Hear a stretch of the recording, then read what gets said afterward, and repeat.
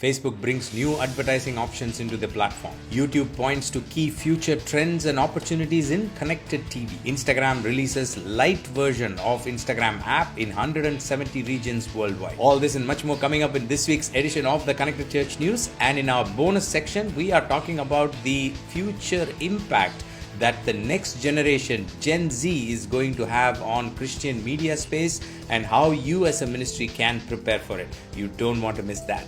Welcome, I'm Nachi Lazarus, and this is the show that brings you the top 5 digital and social media news each week in less than 5 minutes. Let's get started. Our first big news of this week is from Instagram. Last week, Instagram announced that they are launching the light version of Instagram in 170 regions around the world.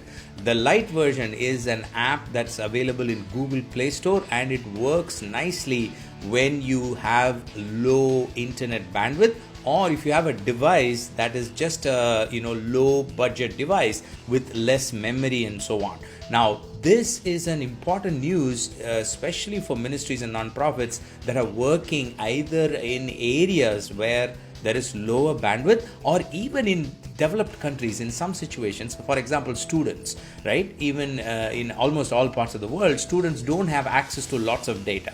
And they want things to be simple. They want to do, their social media activities in a very quick way. So even we've seen students prefer the light version of the app. During the testing, Instagram says that they've seen some interesting findings. And these findings are listed in that article that I linked to in the show notes. Do check it out. It's very interesting how people use this light version. So I see a lot of wide applications for the light version, especially if you're trying to reach students and also people in the rural areas or people in different parts of the world where internet is still catching up and devices are not as powerful as certain parts of the world. So definitely a news for you to keep in mind with respect to reaching people worldwide. Our next news is from YouTube. Last week, YouTube's chief product officer talked about 3 big trends that they see as a company. And you can imagine how much data goes behind something like this to talk about 3 trends for the future.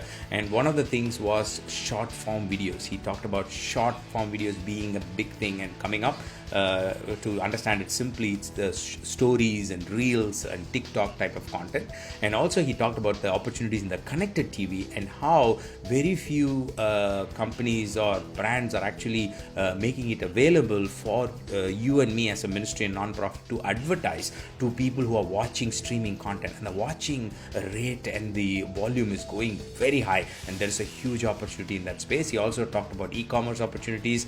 Do check out this very interesting article. Our next big news is from Facebook. Last week, Facebook announced that they are testing new ad options inside the platform. Specifically, I wanted to bring 2 things to your notice. One is the advertising options that are coming to short video formats. Short videos are the ones that are consumed more and more by people these days. It's one of the most popular form of content.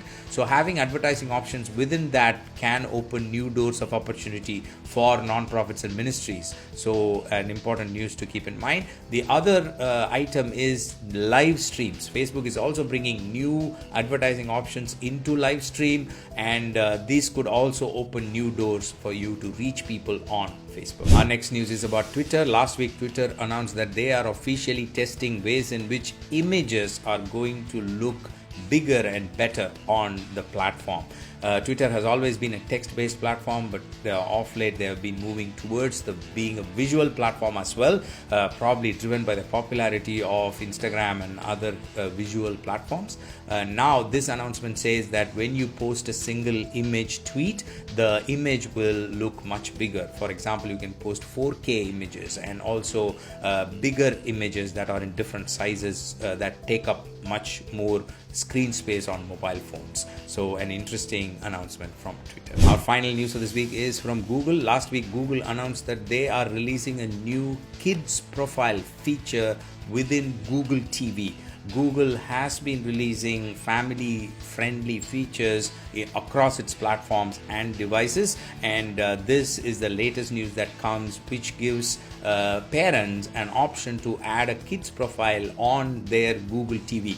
Connected TV, as we even mentioned in the earlier story about YouTube, is one of the big trends that is in that we are seeing in the media space, and Google TV as a big player in that space is starting to make it easier for families to spend more time on connected television, having a separate kids profile. Those are the top 5 news items I had for you this week. Now let's go to our special bonus section where we are talking about Generation Z, the next generation that's going to take the center stage and dominate the near future. Even the next 10 years, it's going to be their time. And it's important for you and me to understand what this means. And to do this, I'm going to pick up a recent research report that was released last week by Snapchat along with Oxford Economics. So they both came together and they did this detailed research and they released a report, and I'm going to help you dig deeper into the report and look at some very fascinating statistics. Let's dive right in. Welcome to this special bonus section where we spend a couple of minutes each week looking at a particular trend, a tool, or a tactic that is going to impact our work as a non-profit church or a ministry. So today we are talking about Generation Z, and I want to bring your attention to a recent research report that Snapchat put together along with Oxford Economics, and this is a very detailed research report on Generation Z, Gen Z, the next generation that's going to take the center stage. And for you as a nonprofit church or a ministry, it's important for you to understand how this generation is going to influence and some of the things that you can do, start thinking about at least to do in the days to come. This 2021 to 2030 is going to be this digital decade. I have told you this multiple times. That's what I firmly believe. And the generation that's going to dominate this particular decade and make this a truly digital decade is Generation Z. I want to bring to your attention 3 findings that I took out of this report. First is Gen Z will become a dominant force in the workplace, with the number in work across the 6 markets tripling to 87 million by 2030. So Gen Z are going to become the dominant workforce, which means they are going to have work-related needs from a mind perspective, from emotional perspective, from multiple angles for which you and me as a ministry are called to minister to them. So be prepared for Generation Z to take center stage and have specific needs in their workplace and in their professional life that you can meet and help them to become better with God's word and all that you do.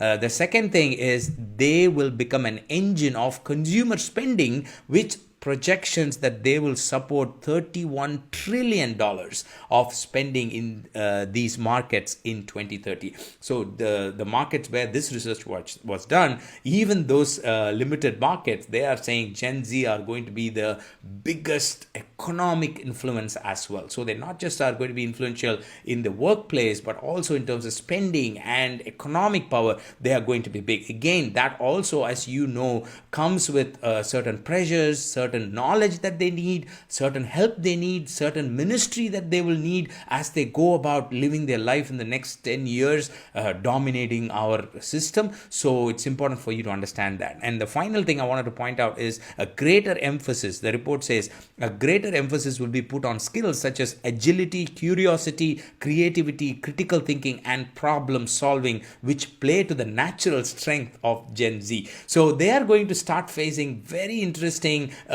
complications and challenges which you as a non-profit church or a ministry will be able to address. So I will link to this detailed report in the show notes. There is a detailed PDF. There are lots of infographics, details about how they are going to think, how they are going to move, how they are going to act, and so on. So I highly recommend you take a minute. This is a free report, so just take a minute to download it, look at it, and pray about it, and ask God to lead you in such a way that you can be a blessing to our next generation. Our future depends on how you and me prepare as a ministry or a non-profit to help these people become best at what they do and what God has in store for our next generation. That's all I wanted to share with you today. That's all I have in store for you. If you like to dig deeper into any of the news items that we talked about, or if you like to download the recent Gen Z research report that we talked about, we've got all the source links and details in our news page, nachilazarus.com/news. Do check it out. I will see you next week with another set of news items. Until then, you stay connected and stay blessed. God bless you. Bye-bye.